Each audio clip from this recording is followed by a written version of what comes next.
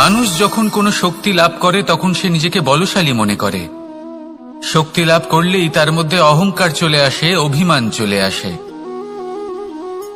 তার কারণ হলো সে একটা সহজ কথা বুঝতেই পারে না। এই সব যা হচ্ছে সময়ের জন্য হচ্ছে। সময়ের থেকে বেশি বলশালী আর কেউ নেই। এই সময়ের জন্যই রাবণ ভক্তি দ্বারা কৈলাস পর্বত তুলে নিয়েছিলেন। আবার সেই সময়ের জন্যই, সেই কারণেই রাবণকে বধ হতে হলো। তার সাথে সাথে রাক্ষস কুলও ধ্বংস হয়েছিল এবং লঙ্কাও ভস্ম হয়ে গেছিল। দেখতে গেলে জন্ম থেকে মৃত্যু পর্যন্ত এই যে সময়, সেটাই হলো জীবন। কিন্তু তার মধ্যেও যা সময় আসে কোনো কারণেই আসে। সেই সময় আমরা যাপন করে কিছু শিখতে পারি। তাই আজ যে সময় আপনার হাতের কাছে আছে তাকে মুষ্টিবদ্ধ করে রাখুন, তাকে সামলে রাখুন, তাকে সংযত করে রাখুন, অনুভব করুন, তার থেকে কিছু শিখুন, তাকে কোনোভাবেই ব্যর্থ হতে দেবেন না। আর এটা জেনে রাখুন যে ভবিষ্যতে যা কিছু হতে পারে, যা কিছু হতে চলেছে, সেটা না আপনি জানেন আর না তা আপনার বশে রয়েছে। সেই জন্য আজ অহংকার বা অভিমান করে নিজের ভবিষ্যতের ক্ষতি করবেন না, সেই অনর্থ ঘটাবেন না। এটাই হলো সময়ের অর্থ। আসুন আমার সাথে ভালোবেসে বলুন, রাধা রাধা। আমরা সকলে জীবনে ঈশ্বরের কাছে কিছু না কিছু প্রার্থনা করি, আর ঈশ্বর যখন আমাদের মনস্কামনা পূরণ করেন তখন আমরা প্রসন্ন হয়ে যাই। কিন্তু যখন ঈশ্বর আমাদের মনস্কামনা পূর্ণ করেন না, তখন আমরা ভাবি, সন্দেহ করি যে সত্যি ঈশ্বর আছেন।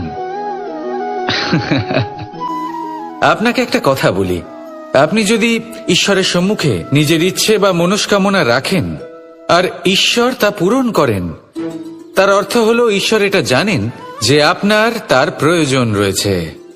কিন্তু যদি আপনি কামনা করেন আর তা পূর্ণ না হয়, তাহলে শুধু এটা মনে রাখবেন যে ঈশ্বর সেই সব দেখতে পান যা আপনি দেখতে পাচ্ছেন না। দ্বিতীয় কারণ হলো এটা, ঈশ্বর এটা খুব ভালো করে জানেন যে যে ইচ্ছে আপনি রাখছেন সেই ইচ্ছে আপনি নিজের জোরে পূর্ণ করতে পারেন। তাই যদি আপনার ইচ্ছে ঈশ্বর পূর্ণ করেন, তাকে ধন্যবাদ জানান। আর যদি উনি আপনার ইচ্ছে পূর্ণ না করেন, তাহলে আরো ধন্যবাদ জানান। কারণ হয় উনি আপনার মঙ্গল চাইছেন, বা উনি আপনাকে ততটাই যোগ্য বলে মনে করছেন যে আপনি নিজেই নিজের ইচ্ছে, নিজের স্বপ্ন পূরণ করতে পারবেন। নিজের কর্ম করতে থাকুন, জীবনের সামনে এগোতে থাকুন, আর আমার সাথে ভালোবেসে বলুন, রাধা রাধা। ভোজন। এই সংসারে যেই হোক না কেন, কোনো মানুষ হোক, কোনো প্রাণী হোক, কোনো কীট হোক বা কোনো বনস্পতি হোক, প্রত্যেকের জন্য ভোজন অতি আবশ্যক। কারণ ভোজন থেকেই শক্তি পাওয়া যায়, আর সেই শক্তি দিয়েই সংসারের, আমাদের জীবনের সমস্ত কার্য করা যায়। এবার এমন এক ধরনের শক্তি হয় যা শীতের ঋতুতে সূর্য থেকে আমরা পেয়ে থাকি, আর আরেক ধরনের উত্তাপ হয় যা দিয়ে ভোজন রান্না করা হয়, সুস্বাদু নানান ধরনের ভোজন। এবার অত্যন্ত গুরুত্বপূর্ণ হলো যে ব্যক্তি সেই ভোজন বানাচ্ছেন তার মানসিক পরিস্থিতি, এবং সেই ব্যক্তি যিনি ভোজন গ্রহণ করছেন তার মানসিক অবস্থা। যখনই আপনি ভোজন বানাচ্ছেন তখন ভালোবাসার সাথে কাজটা করুন, ধন্যাত্মক ভাব নিয়ে, সৎ ভাবনার সাথে। কারণ আপনার এই মানসিক স্থিতি শক্তির আকারে সেই খাদ্যের সাথে মিলেমিশে যায়। আর যখনই আপনি ভোজন গ্রহণ করছেন তখন সদ্ভাবনার সাথে, প্রসন্নতার সাথে গ্রহণ করুন, ধন্যাত্মক ভাব নিয়ে। যদি আপনি প্রসন্নতার সাথে রান্না করেন, প্রসন্নতার সাথে খাদ্য গ্রহণ করেন, তাহলে আপনি প্রসন্নই থাকবেন, আর মন সুপ্রসন্ন হয়েই বলবে, রাধা রাধা। মানুষের মানসিকতা এমন হয় যে সে যতটা করে আশা করে যে তার থেকে অনেক বেশি তার বদলে সে পাবে। দেখুন, সবকিছুই আপনার ভাবনা চিন্তার উপর নির্ভর করছে। আপনি যদি ফলের বিষয়ে ভেবে কর্ম করতে থাকেন তাহলে সেটা অনুচিত। জীবনের আসল আনন্দ হলো নিজের কর্ম করতে থাকা, ফলের চিন্তা করা উচিত নয়। যদি আপনি এরকম ভাবেন যে আমি এতটা করছি, আমার এতটা পাওয়া উচিত, সেই ভাবনা অনুচিত। যদি আপনি সেবার মানসিকতা নিয়ে কর্ম করতে থাকেন, কর্মচক্রে প্রবাহিত হন, যদি আপনি এমন ভাবনা রাখেন যে আমি এতটা পাচ্ছি, তাই এর থেকে অনেক বেশি আমি কর্ম করব, তাহলে নিশ্চিত রূপে আপনি যতটা করছেন তার থেকে অনেক বেশি আপনি পাবেন। আপনার আশার থেকে অনেক বেশি আপনি পাবেন। শুধু জীবনে অনেক বেশি কাজ করতে থাকুন, ফলের চিন্তা করবেন না। আর মনে রাখবেন, এই ভাবনাই সব থেকে বড় বীজ। কর্মের উপর বিশ্বাস রাখুন। জীবনে যা যা আপনি চান সবই সুখময় হবে। আসুন আর আমার সাথে ভালোবেসে বলুন, রাধা রাধা। একটা গাই আর একটা বাছুরের মধ্যে কেমন সম্পর্ক থাকে? একটা গাই নিজের বাছুরকে ডাকে, আর সেই বাছুর হাজার হাজার গাইয়ের মধ্যে থেকেও নিজের মাকে চিনতে পেরে যায় আর নিজের মায়ের সাথে এসে জড়িয়ে পড়ে। আর কিছুটা ঠিক এরকমই সম্পর্ক হলো আপনার কর্ম এবং আপনার কর্মফলের মধ্যে। আপনি যেমন কর্ম করবেন, আপনার কর্ম আপনার কর্মফলকে ডাক দেবে, আর আপনার কর্মফল কোথাও না কোথাও থেকে আপনাকে খুঁজতে খুঁজতে এসে আপনার সাথে জড়িয়ে পড়বে। তাই উচিত এটাই হবে যে আপনি সৎকর্ম করুন, কারণ ঈশ্বর যদি আপনাকে আপনার ভুলের জন্য ক্ষমা করেও দেন, আপনার কর্ম কিন্তু করবে না। তাই যদি আপনি দুষ্কর্ম করতে চলেছেন, তাহলে আপনি প্রস্তুত থাকুন। আর যদি আপনি শুভ কর্ম করতে চলেছেন, তাহলেও আপনি প্রস্তুত থাকুন। আপনার কর্ম যেমন হবে তেমন ফল আপনার কাছে নিজে থেকেই চলে আসবে। আজ না হোক কাল, কাল না হোক অন্য কোনো সময়, অবশ্যই আসবে। আসুন আমার সাথে ভালোবেসে বলুন, রাধা রাধা। কখনো কোনো চাতক পাখিকে দেখেছেন? কথায় আছে যে বছরে মাত্র একবার সে তার তৃষ্ণা মিটিয়ে থাকে, আর তাও আকাশে ভেসে থাকা মেঘের দ্বারা ঘটানো বৃষ্টির জলের ফোঁটা থেকে। আর কোথাও থেকে সে তার তৃষ্ণা পূরণ করে না। সারা বছর সে নিদারুণ গরম সহ্য করে, তীব্র শীতও সহ্য করে, শুধু এই আশা নিয়ে যে বছরে একবার অন্তত সেই মেঘের ঘন ঘটা হবে, বৃষ্টি হবে, আর সে তার তৃষ্ণা নিবারণ করবে। এটা আসলে কি? এটা আসলে বিশ্বাস।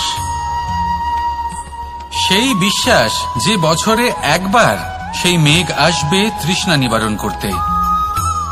যেমন দেখুন, একটা সূর্যমুখী ফুল সারা রাত অন্ধকারের সাথে যুদ্ধ করে, কারণ তার বিশ্বাস যে ভোরবেলায় সূর্য তাকে অবশ্যই দর্শন দেবেন। সেটাও বিশ্বাস ছিল যার উপর ভরসা করে মনু একটা নৌকা নিয়ে বেরিয়ে পড়েছিলেন এবং সমস্ত সৃষ্টিকে প্রলয়ের হাত থেকে বাঁচিয়েছিলেন। সেটাও ছিল ভালোবাসার প্রতি বিশ্বাস, যার উপর ভরসা করে বানর এবং ভাল্লুক সেনা নিয়ে শ্রীরাম আক্রমণ করেছিলেন সমস্ত বরদানপ্রাপ্ত অসুরগণ এবং রাক্ষসগণের লঙ্কায় এবং জয় লাভ করেছিলেন। এই বিশ্বাসই হল এই বিশ্বের আশা। বিশ্বাস রাখুন যে আপনি হলেন সর্বশ্রেষ্ঠ এবং শুধুই নিজের কর্ম করতে থাকুন। এই বিশ্বাসের আশাই আপনাকে প্রতি মুহূর্তে বল প্রদান করবে। এ হলো আমার বিশ্বাস। আসুন আর আমার সাথে ভালোবেসে বলুন, রাধা রাধা। পরিকল্পনা অত্যন্ত গুরুত্বপূর্ণ, এটা আমাদের জীবনে অত্যন্ত আবশ্যক, এটা আমাদের জীবনে। কিন্তু এই পরিকল্পনা ঠিক কতটা হওয়া উচিত, অর্থাৎ এই পরিকল্পনার সম্পর্কে কতটা চিন্তা করা উচিত, কতটা ভবিষ্যতের বিষয়ে চিন্তা করা উচিত। এবার দূরদর্শিতা অত্যন্ত বিশিষ্ট গুণ মানব জীবনে, কিন্তু দূরদর্শিতায় এতটাও মগ্ন হওয়া উচিত নয় যে কাছের জিনিসগুলোই নজরে না পড়ে। আজকের কথা বাদ দিয়ে শুধুই ভবিষ্যৎ নিয়ে চিন্তা করা অনুচিত। এবার দেখুন, পরিকল্পনা করুন, কিন্তু তার থেকে বেশি উপভোগ করুন। এই মুহূর্ত সম্পর্কে অবগত নয়, কিন্তু ভবিষ্যতের কথা আমরা চিন্তা করতে থাকি। আমি এটা অনুভব করতে চাই, ওইটা অনুভব করতে চাই, ওই আনন্দ প্রাপ্ত করতে চাই। এটা অনুচিত। পরিকল্পনা করুন, সংযত করুন, কিন্তু আজকে, বর্তমানকে, এই মুহূর্তকে। জীবনের বাস্তবিক আনন্দ এটা, আর জীবনযাপনের সব থেকে শ্রেষ্ঠ পথও এটা। আসুন আমার সাথে ভালোবেসে বলুন, রাধা রাধা। আমরা সকলেই কামনা করি আমরা সবাই সেটা প্রাপ্ত করতে চাই যে আজ পর্যন্ত কেউ প্রাপ্ত করেনি, সেটা পেতে চাই যে আজ পর্যন্ত কেউ পেতে পারেনি, সেটাই কাছে রাখতে চাই যে আজ পর্যন্ত কখনো আমরা পাইনি। এবার সেটা কিভাবে করা যেতে পারে? যদি আপনি সেটা প্রাপ্ত করতে চান যা আজ পর্যন্ত আপনি কখনো পাননি, তাহলে আপনাকে সেটা করে দেখাতে হবে যা আজ পর্যন্ত আপনি কখনো করেননি। সেই চেষ্টা করতে হবে যা আজ পর্যন্ত কখনো করেননি, সেই পরিশ্রম করতে হবে যা আজ পর্যন্ত কখনো করেননি। তবেই আপনি সেটা পাবেন যা আজ পর্যন্ত কখনো পাননি। কারণ যেমন বীজ বপন করবেন তেমনই অঙ্কুর আপনি লাভ করবেন। আসুন আর আমার সাথে ভালোবেসে বলুন, রাধা রাধা। মানুষ কতটা বিচিত্র হতে পারে। সব সময় স্বপ্ন দেখতে থাকে যে কাল আমি এটা করব, কাল আমি ওটা শুরু করব, কাল আমি ওটা সম্পন্ন করব। এই যে কাল শব্দটা, এই কাল অত্যন্ত বিচিত্র এক শব্দ। আমরা সবসময় এটাকে আসতে দেখতে পাই, কিন্তু এটা আসাতে বর্তমানে পরিণত হয়। আবার আজ নতুন কাল দেখতে পাই, তার জন্য অপেক্ষা করি, যখন সেটা সামনে আসে বর্তমানে পরিণত হয়। এই কাল সবসময় একটা মিথ্যে সান্ত্বনা দেয় যে সে আসছে, কিন্তু সে কখনোই আসে না। যেটা আপনার হাতে রয়েছে তা হলো আজ, বর্তমান। তাই যা করার আছে, যা সম্পন্ন করতে চান, যা শুরু করতে চান, আজ করুন, বর্তমানে করুন। কারণ আজ আপনি যা করবেন সেটাই আপনার ভবিষ্যৎ নির্ধারিত করবে। ভবিষ্যতের বিষয় ভাবতে থাকলে ভবিষ্যৎ সুন্দর হবে না। আজ কর্ম করতে হবে। তাই আজ বর্তমানে জীবনযাপন করুন, কর্ম করুন, আর আমার সাথে ভালোবেসে বলুন, রাধা রাধা। আম এবং নিম, এই দুই যে যার স্থানে অত্যন্ত বিশেষ, অত্যন্ত শ্রেষ্ঠ। আম আমাদের শক্তি বাড়ায়, আর অন্যদিকে নিম রোগের সাথে লড়াই করার আমাদের ক্ষমতা বাড়ায়। এবার আম অত্যন্ত মিষ্টি হয় আর নিম অত্যন্ত তিক্ত। তাই এই কারণে কি নিমের নিরাশ হওয়া উচিত বা নিজেকে ঘৃণা করা উচিত? তার স্বাদ তিক্ত? কখনোই নয়। দেখুন, নিম তিক্ত, এতে নিমের কোনো দোষ নেই। দোষ হলো জিহ্বার, যে মিষ্টি পছন্দ করে, তিক্ত পছন্দ করে না। কিন্তু যদি আপনি নিজের জীবনে নিমের প্রয়োগ না করেন, তাহলে আপনার রোগ প্রতিরোধ ক্ষমতা বাড়বেই না। তাই নিম হলো অত্যন্ত গুরুত্বপূর্ণ। এর থেকে আপনি কি শিক্ষা পেলেন? এটাই যে জীবনে কখনো অন্য কারোর মাপকাঠি দ্বারা নিজেকে পরখ করবেন না। আপনার যোগ্যতা, আপনার বিশেষত্ব, আপনার গুণ, অপগুণ, এই সব কিছু আপনি নিজে বুঝে নিন, সেটাই যথেষ্ট। আসুন আর আমার সাথে ভালোবেসে বলুন, রাধা রাধা। সৌন্দর্য। মানুষ নিজের সৌন্দর্যের বিষয়ে কতটা ভাবে, চায় যে সে সব থেকে বেশি রূপবান হবে, সব থেকে বেশি সুন্দর হবে। কিন্তু সৌন্দর্যের পরিভাষা কি তা কি সে জানে? কোনো মাকে জিজ্ঞেস করুন, ওনার জন্য সৌন্দর্যের পরিভাষা ওনার সন্তান। কোনো ভক্তকে জিজ্ঞেস করুন, ওনার জন্য সৌন্দর্যের পরিভাষা ওনার ভগবান। শ্রীরামকে জিজ্ঞেস করুন, ওনার জন্য সৌন্দর্যের পরিভাষা হলো হনুমান। ভাঙা হানু, ফুলে যাওয়া মুখ, দেখতে গেলে উনি বানর, লম্বা লেজ, এত নিরীহ যে ওনাকে অমূল্য মালা দিলে সেটা ছিঁড়ে তার ভেতরে শ্রীরামকে খুঁজছিলেন। কিন্তু ওনার ভাবনা কত সুন্দর। উনি এটা বিশ্বাস করেন যে সংসারের যতই মূল্যবান জিনিস দিয়ে এই মালা তৈরি করা হোক না কেন, যদি এর মধ্যে শ্রীরাম না থাকেন তাহলে এর মধ্যে কোনো অর্থ নেই। সৌন্দর্য রূপে নয়, ভাবনায় নিহিত থাকে। যদি আপনি সৌন্দর্য প্রাপ্ত করতে চান তাহলে তা কর্মে নিয়ে আসুন, ভাবনায় এবং বিচারে নিয়ে আসুন। এই সৌন্দর্য আপনার সাথেই থাকবে। যদি আপনি সৌন্দর্যকে রূপের মধ্যে খোঁজেন তাহলে কিছুক্ষণের জন্য পাবেন, সেই সৌন্দর্য সময়ের সাথে হারিয়ে যাবে। সৌন্দর্য যদি পেতে চান, খুঁজতেই চান, তাহলে হৃদয় খুঁজুন, কর্মে খুঁজুন। মন প্রসন্ন হয়ে বলবে, রাধা রাধা। বিপদ আপদ আপনাকে সন্ত্রস্ত করে রাখতে পারে, কিন্তু এই বিপদ প্রত্যেকের জীবনে কোনো না কোনো কারণে থাকে। এটা আপনাকে দেখায় যে আপনার মধ্যে কি খামতি রয়েছে, কেন রয়েছে। এই বিপদ হলো সেই মাধ্যম যার দ্বারা আপনি নিজের দুর্বলতাকে নিজের শক্তিতে পরিবর্তন করতে পারেন। একটা ফুলের দিকে তাকান। একটা ফুল, তার বুকে যখন একটা সূচ বিধে এপার ওপার হয়ে যায়, শুধু তখনই আমাদের প্রভুর জন্য ফুলের মালা তৈরি করা যায়। সেই জন্য কখনোই বিপদকে ভয় পাবেন না, তার থেকে দূরে পালাবেন না, একে স্বাগত জানান। বোঝার চেষ্টা করুন এই বিপদ কেন আছে। যদি বিপদকে বুঝতে পারেন তবেই জীবনকে বুঝতে পারবেন। যদি জীবনকে বুঝতে পারেন তবে এই বিপদকে সম্পদে পরিণত করতে পারবেন। আসুন আর আমার সাথে ভালোবেসে বলুন রাধা রাধা। কথায় আছে, যখন আপনি যুদ্ধক্ষেত্রে দাঁড়িয়ে তখন শত্রুকে পিঠ দেখিয়ে পালিয়ে যাওয়া বা পিছু হটে যাওয়া অত্যন্ত অনুচিত যুদ্ধনীতি হয়। কথায় আছে যে শ্রেষ্ঠ যুদ্ধ নীতি হলো সেটাই যেখানে আপনি অস্ত্র হাতে নিয়ে এগিয়ে যান, সাহসের সাথে যুদ্ধ করে শত্রুকে পরাস্ত করে ফিরে আসেন। আর সেটাই আমি করেছিলাম। তখন মহাভারত রচনা হয়েছিল, কারণ তখন ধর্মরক্ষা করা আবশ্যক ছিল। কিন্তু এমনও একটা সময় ছিল যখন আমি যুদ্ধ থেকে পালিয়েছি, কারণ তখন প্রজাদের সুরক্ষা বেশি গুরুত্বপূর্ণ ছিল। আমার গায়ে যুদ্ধ বিমুখ হবার কলঙ্ক লাগিয়েছিল, কিন্তু ঠিক আছে, আমি সেটাই করেছিলাম যেটা প্রয়োজনীয় ছিল।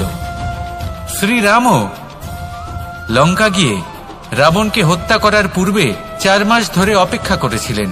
অপেক্ষায় ছিলেন কবে সেই সেতু সম্পন্ন হবে। তারপরে গিয়ে রাবণকে পরাস্ত করলেন, তাকে বধ করলেন। জীবনে কখনো কখনো থেমে যাওয়া বা পিছু হটে যাওয়া কার্যকর হতে পারে। এটা প্রত্যেক সময়ের উপরে নির্ভর করে। শত্রু যে কেউ হতে পারে, যখন খুশি আক্রমণ করতে পারে। কোনো মানুষ হতে পারে, আবার কোনো দানবও হতে পারে। আমাদের নিজেদের মানসিকতা হতে পারে, কোনো অসুখ হতে পারে, মহামারীও হতে পারে। সেক্ষেত্রে সেটাই করুন যেটা উচিত মনে হয়। দেখুন, প্রত্যেকবার নারায়ণ তো আপনাকে সাহায্য করতে আসবেন না। অনেক সময় মানুষকে নিজেকেই সেই বাধার সম্মুখীন হয়ে তাকে পরাস্ত করতে হয়। আর এমনিতেও কথায় আছে যে প্রত্যেক নরের মধ্যে নারায়ণ আছেন। তাই অন্তরের নারায়ণকে জাগ্রত করুন, আর যা সমস্যা আছে তাকে সমাপ্ত করে ফেলুন, তা সে যতই পিছু হটে করতে হোক না কেন।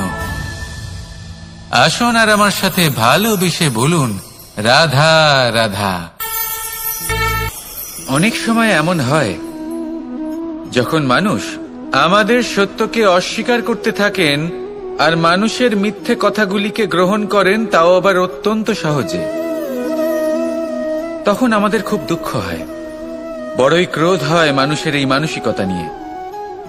কিন্তু এটা জানা অত্যন্ত গুরুত্বপূর্ণ যে এমন কেন হয়। কারণটা কি আপনারই কি কোনো দোষ রয়েছে? কখনোই নয়। কারণ হলো এটা যে এই যে সত্য, এই সত্যের মূল্য অত্যন্ত অধিক। এতটাই অধিক যে অনেক সময় অনেক ধনী ব্যক্তিও এর মূল্য মেটাতে পারেন না। সেখানেই যদি মিথ্যের কথা বলি, তাহলে এর মূল্য অত্যন্ত কম। অত্যন্ত সহজে এই মিথ্যে সবার মধ্যে বিক্রি হয়। সত্যি বলতে এটা ভাবা আপনার কর্ম নয় যে লোকে কেন আপনাকে বুঝতেই পারেন না, আপনার সত্য কেন বুঝতে পারেন না। আপনার কর্ম হলো আপনার সত্যের সাথে দাঁড়িয়ে থাকা, সেই সত্যের সাথে চলতে থাকা। কারণ সত্য তার কাছেই আসবে যে সত্যকে খুঁজে নিতে চায়। নয়তো বেশিরভাগ মানুষ মিথ্যেকে নিয়েই প্রসন্ন রয়েছেন। আপনি সত্যের সাথে কর্মের পথে অগ্রসর হতে থাকুন। সত্য বেশি দিন লুকোনো থাকে না। সংসারের সম্মুখে এটা অবশ্যই একদিন আসবে, কিন্তু তখনও সেটা মানুষের ওপর সে বিশ্বাস করবে কি করবে না। আপনি কর্ম করতে থাকুন আর আমার সাথে ভালোবেসে বলুন রাধা রাধা।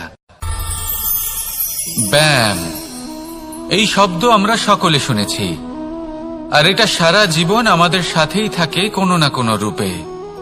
যখন আমরা জন্মগ্রহণ করি, চলতে শিখি, প্রথমে আমরা হামাগুড়ি দিয়ে চলি, পরে চলতে চেষ্টা করি কিন্তু পড়ে যাই। তখন আমাদের বাড়ির গুরুজনেরা আমাদের আটকান না। ওনারা মনে করেন এইভাবেই আমাদের সন্তান চলতে শিখবে, এইভাবেই তার পা আরো মজবুত হবে, যা অত্যন্ত গুরুত্বপূর্ণ। এইবার জীবনকালে যতই আমরা এগোতে থাকি, এই ব্যায়াম বিভিন্ন রূপে আমাদের সাথেই থাকে। কিন্তু আপনি কি জানেন যে এই ব্যায়ামের তাৎপর্য আসলে কি? আপনি কি জানেন এই ব্যায়ামের মর্ম আসলে কি? যখনই আমরা এই ব্যায়াম করি, আমাদের শরীরের মাংসপেশি ক্ষয় হয়। প্রথমে তা ক্ষয় হয়, তারপর আবার তা নির্মিত হয়। আরো শ্রেষ্ঠ, আরো শক্তিশালী মাংসপেশি আমরা লাভ করি। অর্থাৎ এই ব্যায়াম হলো সৃজনের বিজ্ঞান। এই ব্যায়াম আমাদের জন্য অত্যন্ত আবশ্যক। সেই জন্য জীবনে যখনই কোনো কিছু নষ্ট হয়ে যায়, চলে যায়, তখন হতাশ হয়ে পড়বেন না, তাকে পুনর্নির্মাণ করার চেষ্টা করবেন। আর এই শিক্ষা আমরা লাভ করি পাখিদের থেকে। যখনই বর্ষা হয়, ঝড় আসে, যখন পাখির বাসা ভেঙে চুরমার হয়ে যায়, তারা হার মেনে নেয় না। সে আবার অল্প অল্প করে সব খুঁজে একত্রিত করে আবার নিজের বাসা বানিয়ে তোলে, পুনরায় এক জীবনকে জন্ম দেয়, এক নতুন পরিবারকে জন্ম দেয়। তাই মনে রাখবেন, জীবনে এইভাবেই যদি আপনি নির্মাণ করতে চান, সৃজন করতে চান, তাহলে সেই নির্মাণের জন্য ভাঙনের অভিজ্ঞতা থাকা অত্যন্ত আবশ্যক। ভগ্ন বস্তুকেও সম্মান করা অত্যন্ত আবশ্যক। এই আচরণ মনে নিয়ে আসুন, মন প্রসন্ন হয়ে বলবে রাধা রাধা। কখনো কখনো মনে এই ভাবনা আসতেই পারে যে ঈশ্বর আজ পর্যন্ত এত রূপে অবতীর্ণ হয়েছেন, এতবার এই পৃথিবীতে এসেছেন, তারপরেও এই সংসারে কোথাও না কোথাও এই পাপ বসবাস করে। এটার কারণ কি? এটার কারণ আমরা স্বয়ংই। যখন কোনো ব্যক্তি এই পৃথিবীর পথপ্রদর্শন করে, এই সংসারকে উচিত দিশা দেখায়, এই সংসারের মঙ্গল করে, আমরা সেই ব্যক্তিকে মানুষ থেকে ঈশ্বর বানিয়ে ফেলি। সেই ব্যক্তির পতন স্বয়ং আমাদের হাতেই হয়ে যায়। কারণ সেই ব্যক্তি তার শ্বাস প্রশ্বাসের জন্য হয় না, সেই ব্যক্তি হলো সেই ভাবনা যা সে এই সংসারকে প্রদান করেছে। আমরা সেই ব্যক্তির ভাবনাটারই অন্ত করে দিই। এটা উচিত নয়। আমরা ওনাকে প্রভু মেনে নিই। প্রভু মানার পর আমরা ওনার কাছে প্রার্থনা করি, হে প্রভু, আমাদের সাহায্য করুন। যদি উনি প্রভুও হন, তাও উনি পৃথিবীতে এসেছেন মনুষ্য রূপে। যা কর্ম করেছেন, যা শক্তি প্রাপ্ত করেছেন, এই দেহ থেকেই প্রাপ্ত করেছেন। আপনাদের এটা বোঝানোর জন্য যে এই কাজ আপনিও করতে পারেন। যারা সৎ আত্মা থাকেন, তাদের জন্য সর্বশ্রেষ্ঠ শ্রদ্ধাঞ্জলি হলো এটাই যে আপনি তাদের পদচিহ্ন অনুসরণ করে চলুন। না ওনাদের স্মরণে থাকুন, না পুষ্পের মালা ওনাদের চরণে রাখুন, বরং তাদের ভাবনাকে অনুসরণ করে সেই ভাবনা নিয়ে এগিয়ে চলুন। এটা না শুধু আপনার জন্য, বরং সমগ্র সংসারের জন্য লাভদায়ক। তাহলে এটাই করুন, আর আমার সাথে ভালোবেসে বলুন রাধা রাধা। মানুষ সত্যের সাথে অবগত হবার জন্য ব্যাকুল হয়ে থাকে, চিরকাল চেষ্টা করতে থাকে। জন্ম থেকেই তার মনে এই ইচ্ছে জাগ্রত হয় সত্যিটা কি সেটা জানতে। এবার এই ইচ্ছে, এটা পূর্ণ কিভাবে করা যেতে পারে? কারণ মনে হয় যে জ্ঞান অর্জন করলেই এই ইচ্ছে পূর্ণ হতে পারে। তাই কেউ কেউ জ্ঞানের পেছনে ছুটতে থাকেন। কেউ এটা ভাবেন যে এই ইচ্ছে পূর্ণ করা যেতে পারে ধন আর শক্তির দ্বারা, তাই তারা ধন আর শক্তি প্রাপ্ত করতে চান। কেউ আবার ভাবেন যে অন্তরের মন্থন দ্বারা এটা সম্ভব হতে পারে। এবার এটাও সত্যি যে মন্থন করলে অমৃত লাভও সম্ভব হতে পারে, কিন্তু তার জন্য এই মন্থন করার জন্য একটা উচিত দিকে অগ্রসর হওয়া প্রয়োজনীয়। উচিত সংযমের দ্বারা সামনে এগোতে হবে, আর কোনো আশা না করে সামনে এগিয়ে যেতে হবে, তবেই এটা সম্ভব হতে পারে। একটা বাদ্যযন্ত্রের কথা ভেবে দেখা যাক। তার থেকে সুর তখনই নির্গত হয় যখন তার তারগুলি ঠিক করে বাঁধা হয়। যদি বেশি বেঁধে ফেলা হয় তাহলে তার ছেড়ে যেতে পারে, আর যদি ঢিলে থেকে যায় তাহলে তার থেকে উচিত সুর নির্গত হবে না। একটা অত্যন্ত গুরুত্বপূর্ণ কথা মনে রাখবেন, সত্যকে লাভ করার প্রাথমিক আধার হল অনুশাসন। জীবনে এই অনুশাসন আনুন, সত্য আপনা আপনি আপনার কাছে চলে আসবে, আর এই মন প্রসন্ন হয়ে বলবে রাধা রাধা। মানুষ ছোট হোক বা বড়, রাজা হোক বা দরিদ্র, সমস্ত মানুষের মধ্যে একটা সামঞ্জস্য থাকে। সমস্ত মানুষের কাছে তার প্রশংসা অত্যন্ত গুরুত্বপূর্ণ। সে খুবই প্রসন্ন হয় যদি আপনি তার প্রশংসা করেন, কিন্তু আপনি যদি তাকে এটা বলেন যে এটা তোমার ভুল ছিল, তোমার কিছু খামতি ছিল, তখন সেটা সে মানতে রাজিই থাকে না। সব মানুষ এটা শুনতে পছন্দ করে যে সে যেটা করেছে সেটাই সর্বোত্তম। এবার আমি আপনাকে একটা কথা বলি, এই হলো নিন্দা, এই হলো প্রশংসা, আর এই হলো সত্য, যা সবার থেকে উচ্চস্থানীয়। সেই জন্য মানুষ আয়না দেখে। আয়না তাকে তার সৌন্দর্য দেখায় না, তাকে দেখায় যা সত্য, যাতে মানুষ আরো সুন্দর হওয়ার চেষ্টা করতে থাকে। তাই আয়না অত্যন্ত গুরুত্বপূর্ণ সত্যকে জানার জন্য। জীবনে নিন্দুকের মাহাত্ম্য প্রশংসকের মাহাত্ম্যের থেকে অনেক বেশি। কেন? কারণ তারা আপনাকে আপনার খামতি দেখায়, আপনার ভুলগুলো বুঝিয়ে দেয়, আপনাকে একটা সুযোগ দেয় নিজেকে শুধরে নিতে, নিজেকে আরো শ্রেষ্ঠ করে তুলতে, যা প্রশংসক করতে পারে না। তাই জীবনে যদি কখনো নিন্দা করা হয়, তাকে ভালোবেসে গ্রহণ করুন, ধন্যাত্মক রূপে গ্রহণ করুন। যদি নিজেকে কোনো শিক্ষা দেওয়া সম্ভব হয় তাহলে অবশ্যই দিন। দেখবেন মন প্রসন্ন হয়ে বলবে রাধা রাধা। ফলটা দেখছেন আপনি? এটা সেই ফল যেটা গাছের সবচেয়ে উঁচু ডালে পাওয়া যায়, কিন্তু যখন এটা খসে পড়ে তখন এটা আকাশের দিকে যায় না যা ওপরে আছে, সে যায় সেই ভূমির দিকে যে নিচ থেকে তার দিকে তাকিয়ে থাকে। কেন? কারণ এই ফলের নিজের উচ্চতার ধারণা মাটির থেকে নিজের দূরত্ব দেখে হয়। এই ব্যাপারটাই আমাদের মানুষের জন্যও খাটে। যদি আপনি সম্পন্ন হন তাহলে তাদের সাহায্য অবশ্যই করবেন যাদের সামর্থ্য আপনার থেকে কম, যাদের সাহায্যের অত্যন্ত প্রয়োজন।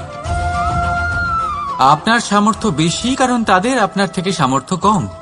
দেখুন, জীবনে আনন্দ শুধু বড় হওয়ায় নয়, বরং তাদের সাহায্য করেও আছে যারা কোনো কারণবশত আপনার থেকে নিচে রয়ে গেছেন। আর যখন একটা ফল এই কথাটা বুঝতে পারে তখন আপনি নয় কেন? রাধা রাধা। সময় বড়ই বিচিত্র অনুভব দেয়। যখন অপেক্ষা করছেন তখন অনেক লম্বা হয়ে যায়। প্রতিটা মুহূর্ত একটা গোটা দিনের মতো মনে হয়। ঠিক সেইভাবেই যদি কোথাও যেতে দেরি হয় তখন সময় দৌড়তে থাকে, প্রসন্নতায় বয়ে যায় আর নিরাশায় থমকে যায়। আপনদের সাথে থাকলে সময়ের খেয়ালই থাকে না, শত্রুদের সাথে থাকলে সেই সময়ই খারাপ হয়ে যায়। কিন্তু এটাই কি সত্যি বাস্তব? না, সময় তো সময়ই হয়, নিজের গতিতেই চলে সে। শুধু সেই গতির আভাস আমাদের মানসিক অবস্থা অনুযায়ী বদলে যেতে থাকে। তাই এই সমস্যা সময়ের নয়, আমাদের মানসিকতা। তাই নিজেকে খুশি রাখুন, অন্যদেরও খুশি রাখুন। আগের সমস্ত ঘটনা ভুলে যান আর একটা উজ্জ্বল ভবিষ্যতের দিকে অগ্রসর হন। সময় সবসময় ভালোই লাগবে। প্রেম করুন সবার সাথে, সময় সবসময় সুখেই কাটবে। রাধা রাধা। অগ্নি জীবনে খুব মহত্বপূর্ণ হয়। এই অগ্নি, এই অগ্নি উজ্জ্বলতা হয়ে আমাদের জীবিত রাখে। কিন্তু ভাবুন, যদি এই উজ্জ্বলতা ক্রোধের অগ্নি হয়ে দিকভ্রষ্ট হয়, তাহলে কি হবে? একটা ছোট পাতা দিয়ে শুরু করে গোটা বনকে ছারখার করে দিতে পারে। ঠিক সেরকমই মানুষের ক্রোধের আগুনও অন্যদের তো ভস্ম করেই, কিন্তু তার পূর্বে স্বয়ং নিজেকেই ভস্ম করে দেয়। তাহলে কি করা যায়? কি করে নিয়ন্ত্রণ করা যায় তাকে? উত্তর হলো, তাতে জল ঢেলে দিয়ে জলের মতো বইতে দিন নাকি। ঠিক সেইভাবে যেমন সূর্য নিজের অগ্নিকে তেজ বানিয়ে আপনার কাছে পৌঁছে দেয়। এটাই পার্থক্য সূর্যের অগ্নি আর ক্রোধের অগ্নির মধ্যে। সূর্যের অগ্নি বিচ্ছুরিত হয়ে প্রতিফলিত হয়ে আসে, আর সেই জন্যই তাকে তেজ বলা হয়। অন্যদিকে আমাদের ক্রোধের আগুনের কোনো সীমাই থাকে না। তাহলে নিজের অন্তরের শক্তিকে ক্রোধের আগুন বানিয়ে জ্বালাতে চান, নাকি উজ্জ্বলতা বানিয়ে বিস্তারিত করতে চান? সিদ্ধান্ত আপনার। রাধা রাধা। এই সংসার অনেকটাই বড়, আর আমরা তার কাছে অত্যন্ত নগণ্য। এই সংসারে এমন অনেক মানুষ পাওয়া যায় যারা বোঝান যে এই সংসারটা কতটা বড়, কতটা অদ্ভুত, কতটা সুন্দর। আর এই সংসার রচনা করে পরমেশ্বর কত মহান এক কাজ করেছেন। কিন্তু আপনি এই জীবনে মাত্র কয়েকজন মানুষকেই পাবেন যারা আপনাকে এটা বলবেন যে এই সংসারে আপনি কতটা গুরুত্বপূর্ণ, আপনি কতটা অদ্ভুত। যদি আপনি তাদের সাথে থাকেন তাহলে তারা নতুন কিছু সৃষ্টি করতে পারেন, এই সংসারকে আরো কতটা পবিত্র করতে পারেন। তাই এই সংসারকে গুরুত্ব না দিয়ে সেই মুষ্টিমেয় কিছু মানুষকে গুরুত্ব দিন, কারণ তারাই হলো আপনার আপনজন, আর তারাই আপনাকে সঠিক পথে চালিত করবে। মানুষকে তো বর্ষার স্রোতও বয়ে নিয়ে যেতে পারে, তাকে সাগরও ডুবিয়ে দিতে পারে, কিন্তু গঙ্গা জল সবচেয়ে বেশি শুদ্ধ, কারণ তার কয়েক ফোঁটা মানুষকে মুক্ত করে দেয়।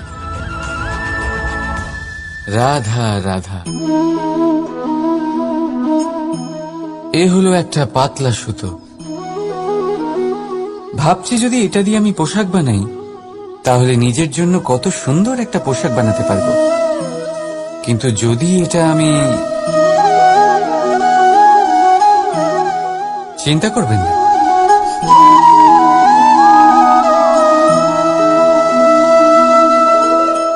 দেখুন এই সুতো জোড়া লেগে গেল। শুধু পার্থক্য হচ্ছে এটাই যে আগের মতো এটা আর সরল নেই, আর এটার দৈর্ঘ্য আগের থেকে কিছুটা কমে গেছে। এই সংসারে প্রেমের সাথেও ঠিক এটাই হতে পারে। প্রেমের এই সুতো যা দুই মানুষকে একসাথে বেঁধে রাখে, অহংকার আর স্বার্থের আঘাত সে সহ্য করতে পারে না, ছিঁড়ে যায়। চেষ্টা করলে আবার এই সম্পর্ক হয়তো জোড়া লাগতে পারে, কিন্তু তা আগের মতো কখনোই থাকে না, কারণ মনে গিট পড়ে যায়। সেই জন্য প্রেমকে স্নেহের সাথে সামলে রাখুন, অহংকার আর স্বার্থের থেকে দূরে থাকুন। রাধা রাধা। আগুন কি করে? জ্বালায়। সেটা কাঠই হোক, কয়লা হোক, বস্ত্র হোক, যাই আপনি আগুনে দেবেন তা ভস্ম হয়ে যাবে। কিন্তু সোনা, যদি আপনি সোনা আগুনে ফেলেন তাহলে তা কুন্দন হয়ে নিজের অস্তিত্ব তৈরি করে। যদি আপনি লোহা গরম করেন তাহলে তা ইস্পাত হয়ে যায়। কেন? কেন হয় এরকম? কারণ তাদের অন্তরের আগুন জ্বালানোর আগুনের থেকে অনেক বেশি তীব্র হয়। এই আগুন হলো পবিত্রতার, এই আগুন হলো নিশ্চয়তার। যদি আপনার লক্ষ্য স্থির থাকে, আপনার ইচ্ছে দৃঢ় হয়, তাহলে কুন্দন হয়ে বেরোবেন, ইস্পাত হয়ে বাঁচবেন, অন্তর থেকে শক্তি পাবেন, আর কেউ আপনার সাথে কোনো অনিষ্ট করতে পারবে না। রাধা রাধা। মানুষের জীবন কি? আপনি বলতে পারেন জন্ম আর মৃত্যুর মধ্যেকার সময়। আর মৃত্যু কখন হয়? যখন মানুষ শ্বাস নেওয়া বন্ধ করে দেয়, হাত পা নাড়ানো বন্ধ করে দেয়, ভাবা ছেড়ে দেয়। এমনটা নয়, মানুষের অন্তর। তার মৃত্যু তখনই হয় যখন তার অন্তরের করুণা শেষ হয়ে যায়। করুণা সেই ভাব যা মানুষকে মানুষ করে তোলে, যা এক মানুষকে আরেক মানুষের কষ্টে তার প্রয়োজনীয়তা অনুভব করে, আর সেটাই তাকে শক্তি দেয় অন্য কাউকে সহায়তা করার জন্য, তাকে পাত্র করে এই সৃষ্টির নিয়ন্তা হবার জন্য।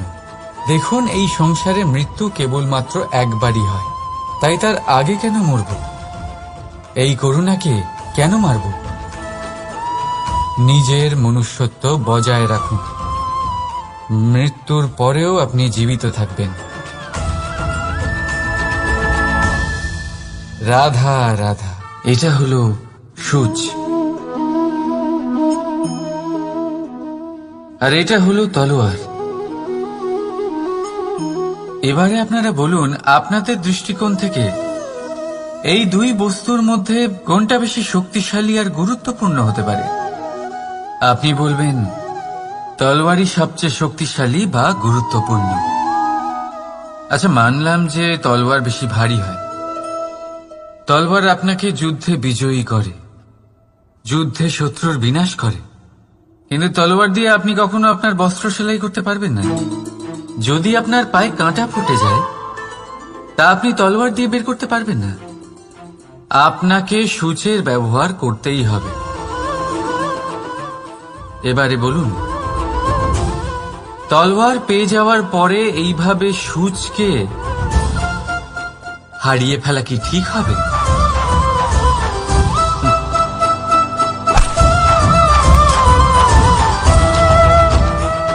ঠিক সেইভাবেই জীবনে সম্পন্ন বন্ধু পাওয়ার পরেও আপনার সেই বন্ধুদের হারাবেন না যারা কম সম্পন্ন, দরিদ্র। কারণ তারা আপনার সাথে তখন ছিলেন যখন আপনি কিছুই ছিলেন না, আর জীবনে দরকার পড়লে তারাই আপনার কাজে আসবে, সম্পন্ন বন্ধু নয়। তাই যাকে ভালোবেসেছেন তার সাথে বন্ধুত্ব পালন করুন। চিত্ত আনন্দে জেগে উঠবে। রাধা রাধা। মানুষ, কোন ব্যক্তির নির্মাণ হয় কিভাবে? কেউ বলবেন পঞ্চতত্ত্বের দ্বারা, কেউ বলবেন আত্মা, দেহ ও চেতনার দ্বারা, কেউ বলবেন ঈশ্বরের কৃপার দ্বারা, তো কেউ বলবেন এই প্রকৃতির পরীক্ষার দ্বারা। না, মানুষের নির্মাণ হয়ে থাকে বিশ্বাস দ্বারা। ব্যক্তি তখনই গড়ে ওঠেন যখন ব্যক্তিত্ব থাকে, ঠিক কিনা? আর ব্যক্তিত্ব তখনই হবে আর সেরকমই হবে যেরকম বিশ্বাস আপনি নিজের উপরে রাখবেন। যদি আপনি মনে করেন আপনি বিষের ন্যায় হবেন, তাহলে আপনি বিষাক্তই হবেন। যদি আপনি এটা মনে করেন যে আপনি অমৃতের ন্যায় হবেন, তাহলে আপনি অমরই হয়ে যাবেন। যদি আপনি নিজের উপরে বিশ্বাস রাখেন যে আপনি সংসারের সব থেকে উঁচু পর্বতের শিখরে পৌঁছতে পারবেন, তাহলে আপনি অবশ্যই পৌঁছবেন। যদি আপনার এরকম মনে হয় যে আপনি এরকম কখনো করতে পারবেন না, তাহলে এরকম কখনোই হবে না। ভেবে দেখবেন, বিশ্বাসের মধ্যেই বিশ্ব বাস করে থাকে, তো আপনার অস্তিত্ব কেন করবে না? যেমন বিশ্বাস আপনি নিজের উপরে রাখবেন, তেমনই আপনি হয়ে উঠবেন। সেই জন্য নিজের উপরে বিশ্বাস রাখুন। আর হ্যাঁ, ভালোবেসে বলুন রাধা রাধা।